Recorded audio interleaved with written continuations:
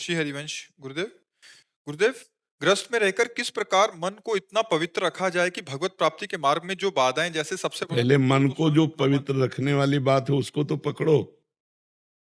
मन को पवित्र तब रख सकते हैं जब परम पवित्र मंगला नाम मंगलेभ्योपि पावनेभ्योपि पावनम, भगवान का नाम, हरि का नाम चलेगा, तब तो मन पवित्र होगा। पहले हरि के नाम को चलाने का अभ्यास करो। रोटी बना रहे हैं, राधा राधा राधा राधा, कृष्ण कृष्ण कृष्ण, राम कृष्ण हरि, जो नाम प्रिय। सोहनी लगा रहे हैं, नाम जप कर रहे हैं। किसी से बात कर रहे हैं, उसको भगवान के भाव से देख रहे हैं, मेरे भगवान इस रूप में आए हुए हैं। भोग बना रहे हैं, भोग भगवान को अर्पित कर रहे हैं, परिवार को भगवत स्वरूप मान रहे हैं, परम पवित्र मन हो गया, परम पवित्र कार्य हो गया। क्या प्रश्न है? महाराज जी कह रहे हैं कि तो स्वयं अपना मन ही सबसे बड़ा शत्रु है को वश में किया जा सके नाम जप, इसके लिए, नाम। और प्रभु के किसी एक स्वरूप को चुनकर उसी में रम जाए। विनिश्चितम बदामि ते नान्यथा वचांस में हरिम भजन्ते नरा भवसागर तरन्ति ते। तुम्हें निश्चित बात कहता हूं, बिना भगवान के भजन के ना मन निर्मल होगा, ना मन शांत होगा, ना आपको कभी आनंद की अनुभूति होगी। शरीर, संसार, ये दुखालयम अशाश्वतम, ये नाशवान है, ये नष्ट होगा, सुख क्या मिलेगा? जब शरीर ही नष्ट हो जाएगा तो सुख क्या मिलेगा? इसलिए नाम जप करो। नाम बहुत परम पावन, भगवान का नाम। इस ये कलिकाल मलायतन, मन कर देख विचार, श्री रघुनाथ नाम बिन नाहि नान आधार। भगवान के नाम के सिवा इस कलयुग में परम पद, कल्याण, मोक्ष, कामनाओं की पूर्ति कराने वाला और कोई साधन नहीं। एकमात्र कलयुग केवल नाम आधारा, सुमिर सुमिर नर उतरे पारा। जी। राधे राधे महाराज जी। महाराज जी, पति पत्नी के रिश्तों में पत्नी की अगर इच्छा नहीं है किंतु पति पति धर्म निभाने के लिए वो समर्पित है, लेकिन उस अवस्था में भी आंख बंद करके नाम सिमरन करती बहुत है, धन्यवाद है, कहीं उस बहुत। अवस्था में नाम जब पाप तो नहीं है नहीं दूसरा नहीं नहीं, बहुत धन्यवाद है, बहुत पत्नी का धन्यवाद है। पवित्र है। हाँ, बहुत धन्यवाद है, भगवान की विशेष कृपा है। आप ऐसे ही रहिए, पति से विरोध मत कीजिए और उस समय नाम जप कीजिए। आप कोई शरीर नहीं है, आप भगवान के नित्य अंश हैं, उसी भाव में रहिए। बहुत सुंदर, बहुत सुंदर। धन्यवाद की पात्र हैं आप, जो अपनी सुख की वृत्ति न रखकर पति को सुख और भगवत स्मरण परायण। बहुत सुंदर, बहुत सुंदर। जी। महाराज जी, मैं डॉक्टर की पढ़ाई कर रहा हूँ। बचपन से ही श्री कृष्ण की ओर गहरी रुचि रही है, किंतु करीब 2 सालों से मेरे मन में निरंतर अजीब दृश्य उभरते रहते हैं, या ऐसा प्रतीत होता है कि कोई कंपन सी हो रही है, शरीर में जलन सी हो रही है, जिससे मैं आध्यात्मिक अ, रास्ते में परेशान हूँ। डॉक्टरों के परामर्श लिया, परंतु वे सब कुछ सामान्य बताते हैं। महाराज जी, नहीं, मेरे से कोई अपराध कर रहा है या एक कोई। होता है सात्विक भाव, इसमें शरीर में कंपायमान, लेकिन उस समय भगवान का चिंतन हो रहा होगा। अगर भगवान का चिंतन नहीं होता तो वायु विकार है। दोनों बात समझ लो। अचानक शरीर में कंपन होना, या तो भगवान के चिंतन में गाढ़ डूबे हुए हो, प्रेमावेश हो रहा है, तो ये सात्विक विकार है, कंपन। और एक हृदय में दाह होना, प्रभु आज का भी दिन निकल गया, आप नहीं मिले, दरस बिन दुखन लागे नैन। अगर ये बात है तो भागवतिक है। ऐसे जलन हो रही तो कोई पाप हो गया, ऐसे कंपन हो रहा तो वायु विकार है। वायु बड़ी सूक्ष्म होती है, उसका विकार है, जिससे आपका शरीर जो है वायु रोग से ग्रसित हो रहा है। ऐसा अगर सात्विक है, आप वो तो आप जानते हो ना कि उस समय भगवान का एक तार चिंतन हो रहा है कि नहीं। अगर भगवान का चिंतन हो रहा तो सात्विक विकार है, भागवतिक है, उसमें डरने की जरूरत नहीं। अगर भगवान का चिंतन नहीं, ऐसे कंपायमान हो रहा, तो आप किसी आयुर्वेद के डॉक्टर से मिलिए, वैद्य से, जो आपको जो वायु बिगड़ गई है उसका ठीक कर दे। वायु बिगड़ जाए तो बहुत परेशानियां होती हैं। वायु कई तरह से बिगड़ती है, मान लो गठिया बात हो गया, वो भी वायु बिगड़ जाना है। तो इस तरह से आप देख लीजिए कि आपका भागवतिक है कि वायु बिगड़ी। आप अंदर से चेक कीजिए जब आपको परेशानी हो कि आपकी स्थिति कहाँ है। यदि श्री भगवान में है तो मंगलमयी, कोई चिंता की बात नहीं।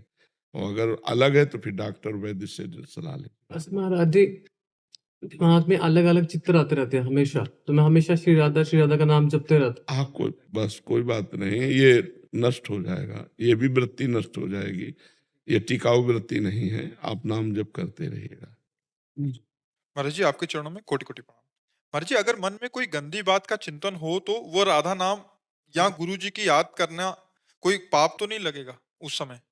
अगर जरूर करना चाहिए उस समय, क्योंकि अगर हम गलत विचारधारा मन में चल रही और भगवान नाम जप करेंगे, वो कट जाएगा, वो नष्ट हो जाएगा। और अगर हम उसी का चिंतन करने लगे तो नवीन संस्कार बन जाएगा, वो हमें भ्रष्ट कर देगा। जब हमारा नाम जब चलता, जैसे गलत चिंतन आ जाए उसका, तो वहां पे राधा नाम टिका दे। बिल्कुल उसी समय वो नष्ट हो जाएगा, उसका प्रभाव नष्ट हो जाएगा। और किसी भी गलत प्रेरणा का आचरण में ना क्रिया रूप से उतरने दो। जो गलत प्रेरणा हो रही उसके आचरण में मत उतरो। अगर मन ना लगे उस समय तो जोर जोर से चिल्लाने लगना, राधा राधा राधा। तो नाम संकीर्तन से मन एकदम शांत हो जाएगा। भगवान के नाम में अपार सामर्थ्य है। नाम लेत भव सिंधु सुखाही, करो विचार सुजन मन माही। भगवान का नाम इतना है कि भव समुद्र को ही सोख ले। भगवान अजित है, उनको कोई जीत नहीं सकता, लेकिन नाम जापक भगवान पर विजय प्राप्त कर सकता है। सुमीर पवन सुत पावन नामू, अपने बस करी राखे रामू। भगवान को अधीन हो जाना होता है जो नाम जापक होता है। फिर विकार क्या करेंगे? जिस समय विकार स्थिति हो उस समय और नाम जप करना चाहिए। श्री हरिवंश महाराज जी, आपके चरणों में कोटि कोटि प्रणाम। महाराज जी, 25 वर्ष पूर्व एक महान संत मिले थे। मैंने उनसे पूछा कि आपके चरणों का आश्रय लेने के बाद भी मेरा कल्याण नहीं हो रहा। तो संत महात्मा जी ने कहा था कि आपने अपना घड़ा तो अमृत रूपी जल के नल के नीचे तो रखा है, पर घड़ा आपने उल्टा रखा है। मैंने घड़ा सीधा करने की विधि पूछी तो जब ये गए आश्रम तो पधार चुके थे। महाराज जी इसका भाव क्या था? घड़ा सीधा कैसे हो और घड़ा उल्टा, मतलब उनके उपदेश का। संतों के वाक्य के अनुकूल आचरण करना ही घड़ा सीधा है, और संतों के आदेश शास्त्र के प्रतिकूल आचरण करना ही घड़ा उल्टा है।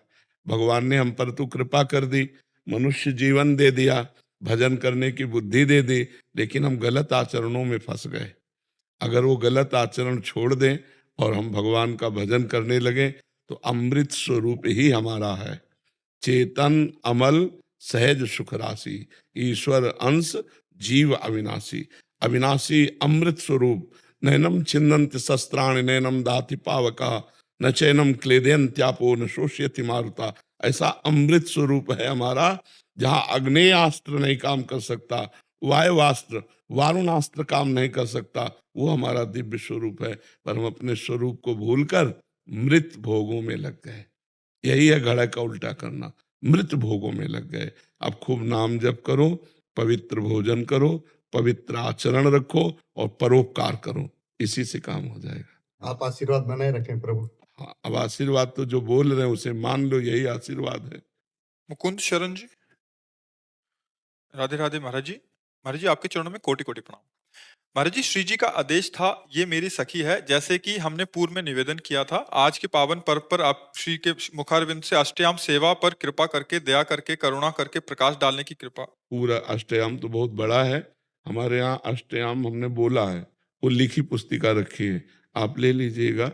प्रारंभ से लेकर शयन तक, शयन से लेकर मंगला तक पूरा उसमें है। तो उसको आप एकाग्रता पूर्वक पढ़िएगा और उतार लीजिएगा अपनी सेवा पद्धति में। प्रियाजू की अष्टयाम सेवा पद्धति है ना अपने पास? महाराज जी अभी दिला ले लेना, आप दे देना, क्योंकि उसके फिर विस्तार अब सारांश में बताने में तो 5 मिनट लगेंगे, लेकिन करने में उसको बहुत है। 5 मिनट वाला। हाँ, प्रातः काल अपने को पहले गुरु चरणों में अर्पित करके, नित्य गुरु चरणों में प्रणाम करके अपने भाव स्वरूप का चिंतन करें सबसे पहले। जैसे कोई सखा भाव है, कोई दास्य भाव है, कोई गोपी भाव है, कोई कांत, कोई सहचरी भाव है। तो अपने लोग सहचरी भाव के हैं, हम लोग श्री जी की सखी हैं। तो हम पहले अपना ध्यान करते हैं अपने स्वरूप का कि ये पुरुष शरीर नहीं हूं मैं आत्मस्वरूप सहचरी बपू। फिर अपने भाव में आकर के हम तिलक रचना करते हैं। तिलक रचना करके श्री स्वामिनी जी की सखियों को प्रणाम करते हैं। श्री ललिता जी की जय, श्री विशाखा जी की जय, श्री चंपकलता जी की जय, श्री चित्रा जी की जय, श्री तुंग विद्या जी की जय, श्री इंद्रलेखा जी की जय, श्री रंग देवी जी की जय, श्री सुदेवी जी की जय। अष्ट सखियों को प्रणाम करके फिर हम श्री जी के महल में जाते हैं, अर्थात जहाँ हमारा मंदिर विराजमान है, जहाँ सेवा विराजमान है। तो उस समय हमारी श्री जी शयन कराई हुई होती है। तो सीधे जाकर के हम पहले चरण पकड़ते हैं और युगल सरकार के भाव में ऐसे ही चरण चापते हैं। ऐसी भावना करते हैं कि हम युगल को चरण दबा करके जगा रहे हैं। उस समय के पद होते हैं, अपने यहाँ पद हैं, उसमें लिखे हुए हैं, तो हम पद गायन करते धीरे धीरे गुनगुन। फिर भावना में देखते हैं प्रियालाल उठकर विराजमान हो, उठ बैठे दो लाल रंगीले, दो प्रिया प्रीतम दोनों विराजमान हो गए। फिर हम एक महीन रुमाल से मुख हल्का सा जल डाल के रुमाल में गीला करके हल्का सा मुख प्रक्षालन करते हैं, फिर हस्त प्रक्षालन करते हैं। फिर युगल सरकार को तत्काल हम भोग लगाते हैं, जगते ही मंगला भोग होता है। प्रियालाल को माखन, मिश्री, मिष्टान, ऋतु के अनुसार जल और दुग्ध, ये पदार्थ ऐसे फिर भोग लगा करके फिर आचमन कराया, फिर पान की बीड़ी पवाई, फिर मुख प्रक्षालन के लिए एक पात्र रखा जिसमें प्रियालाल पान का उगाड़ कर रहे हैं भावना की, फिर रुमाल से मुंह पोछा, फिर हम मंगला आरती करते हैं। मंगला आरती की, फिर इसके बाद प्रियालाल को वन विहार के लिए ले जाते हैं। वन विहार में विविध क्रीड़ाएं हैं, कभी प्रियालाल हंस हंसनी के साथ खेल रहे हैं, कभी मोरों मयूरों के साथ नृत्य कर रहे हैं पक्षियों से, कभी मानसरोवर में प्रियालाल जल क्रीड़ा कर रहे हैं। वन विहार के बाद फिर हम उन्हें स्नान कराते हैं, कोमल वस्त्र से अंग पोंछते हैं, फिर उनका श्रृंगार करते हैं। श्रृंगार के बाद धूप आरती करते हैं, धूप आरती के बाद पूरी श्रृंगार आरती करते हैं, श्रृंगार भोग श्रृंगार आरती। फिर प्रियालाल को वन विहार के लिए ले जाते हैं, विविध प्रकार की वन विहार में क्रीड़ाएं करते हैं। और जब देखते हैं 11-12 बजे कि हमारे प्रियालाल थक गए, तो अब फिर उनको लाते हैं महल में और राजभोग पवाते हैं। राजभोग पवाकर राजभोग आरती करते हैं दोपहर के, और फिर उनको शयन गृह में लेकर शयन करा देते हैं। तो प्रातः से लेकर ये सब अब उत्थापन करते हैं 2:30-3 बजे 4 बजे जैसा समय हुआ, प्रियालाल को फिर उसी तरह जैसे प्रातः काल किया था वैसे उत्थापन भोग, फिर धूप आरती, श्री राधा मेरे प्राणन हूते प्यारी, और फिर प्यारे जू को वन विहार के लिए ले जाते हैं। उसी वन विहार में हम ब्याहुला करते हैं, प्रियालाल का परस्पर ब्याहुला, कहीं झूला डाल करके प्रियालाल को झुलाते हैं, कहीं विविध प्रकार की क्रीड़ाएं प्रियालाल की हैं। हम भावना करते हैं प्रियालाल इस समय एक क्रीड़ा कर रहे हैं। फिर संध्या काल में प्रियालाल को विराजमान करते हैं कुंज में, और संध्या भोग लगाते हैं, फल का, मीठा का, कचौड़ी पकौड़ी, ऐसे जो जो पदार्थ भावना में आए। फिर प्रियालाल की संध्या आरती करते हैं, फिर प्रियालाल को वन विहार के लिए ले जाते हैं। वृंदावन में ये विहरण करने वाले भी, इनका नाम इसीलिए बिहारी जो है, ये हर समय विहरण करते हैं।